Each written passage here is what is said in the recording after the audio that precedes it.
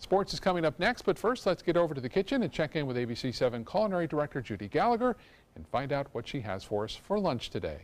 Judi? You know, when we were children, we came home a couple times a week to some really delicious baked treats like brownies or Congo bars or even cookies. So I thought I'd do a throwback recipe that's a more modern interpretation using really decadent chocolate on chocolate wafers. And I'll tell you where you can find them with butterscotch drops, coconut, and almonds. We're going to bring it all together, very similar to a coconut bar. A fun recipe I found a few weeks ago. And yes, it does have evaporated milk, so it's not for calorie counting, but I think you'll really like this. It's great to bring to book club or watching sunset, a nice sweet treat. So stay with me throughout the hour as I bring you these chocolate decadent coconut almond butterscotch bars. I'll be back in just a few minutes to start cooking it and to have a treat for everybody. Get that cold milk ready. You're going to like it with this treat. Okay, what we want to do is we want to melt 2 sticks of unsalted butter in a large saucepan, then we're going to pull it off the burner. Now I'm going to take my glass pan. I've already sprayed food release spray on the bottom. Then you're going to line it with parchment paper. Parchment paper is just great for baking with cheesecakes. Almost anything, because it's just going to help you lift it. So with the goopiness and the stickiness of some of the ingredients like the chocolate and butterscotch won't make it stick. So we spray this as well, all right? And then we'll just kind of tuck that in, and we'll probably need to tuck it in as we go again. Now I promised you I was going to use some decadent chocolate cookies. These are a double chocolate wafer I get over at the Fresh Market in the cookie aisle. And so they're basically a chocolate fudge frosted chocolate wafer. You can certainly use the plain chocolate wafers as well. Once the butter's melted, you're going to pour the chocolate wafers. What I do is I use a food processor and I grind them up, and then I just wipe that out, and then I grind up 9 graham crackers, and you'll get all the exact ingredients on our recipe. That equals 1 pack. 1 pack is 9, so that makes sense, whoever wrote that recipe.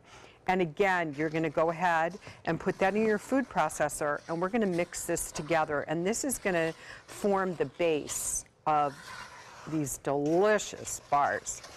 Now, the thing about this is not something you serve warm. In fact, you're going to need a few hours to cool it down as you go, okay? So let's move that out of the way. Let's bring this a little bit closer. There we go. Now, this is where what we're going to do. The texture is going to look almost like lumpy brownies, but that's what it's supposed to be, because remember, these are cookie wafers and graham crackers. So we're not getting smoothness. We're just making sure it's incorporated. And you want to make sure you really get that on all the edges. Once it cools down a teeny bit, you can just use your hands and press that down as well. But get those corners, okay? There. So we've got the corners now. I'm going to give one last touch on this, and then I'm going to get ready to start doing my layers. So the first thing I'm going to do is I'm going to take some chocolate chips. I'm going to work on that layer, and then when you come back, I'm going to finish up, and we'll get it in the oven baking, and you'll get to see what it looks like when it's done. So we have the base. Remember those decadent Bavarian chocolate frosted cookies we ground up. You can definitely use just plain chocolate wafers and graham crackers. Now let's do the layering. Chocolate chips. Use like a semi-sweet chocolate chip. You don't want to go too dark chocolate on this. Now, some recipes call for sweetened coconut. I prefer to use unsweetened coconut because this is a really sweet dish as it is. So to me, this makes it a little more tolerable. Believe it or not, I am not a chocolate nor a sweets eater. I just like to make it for all my friends. So we have the unsweetened coconut, about 1.5 cups, and then we have butterscotch bits. You can omit the butterscotch. You could use caramel bits. You can definitely use peanut butter if you prefer, a little chopped peanuts in there, and then slivered almonds. How easy is this, right? Like I said, I think the hardest thing in this recipe is just being patient because it needs to bake, cool down, and then go in the refrigerator. So now we're going to take a can of sweetened condensed milk, and you're just going to basically zigzag around, making sure you can cover as much as possible on that. Preheated oven, 350 degrees.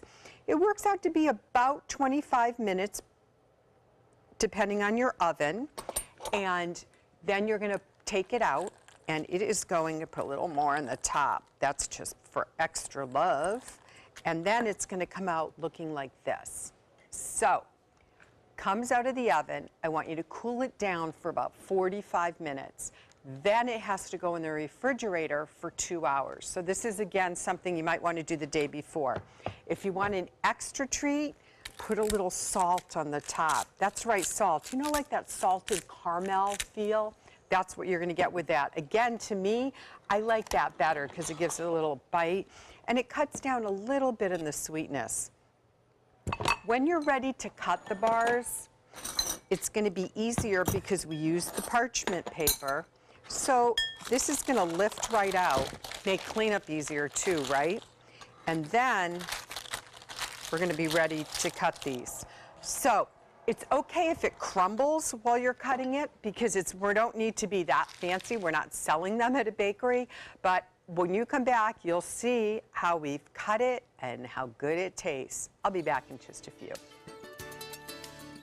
Well, there we have it, our toasted chocolate on chocolate butterscotch brownie cookie Congo bars.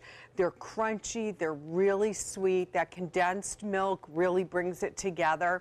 And these are going to hold up really well even if you're going to the beach. They're not going to melt down like some other things. Now, if you want this recipe, just go on to www.mysuncoast.com. Click on the recipes. We should have it up within 48 hours. And you'll see a video.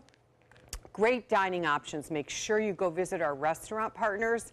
And you can enter to win a $50 dining card to one of our restaurant partners here on mysuncoast.com. So remember, just take a sharp knife using that parchment paper, and you have a perfect bite. Enjoy, and I'll send it back to you guys, but I'll save you some.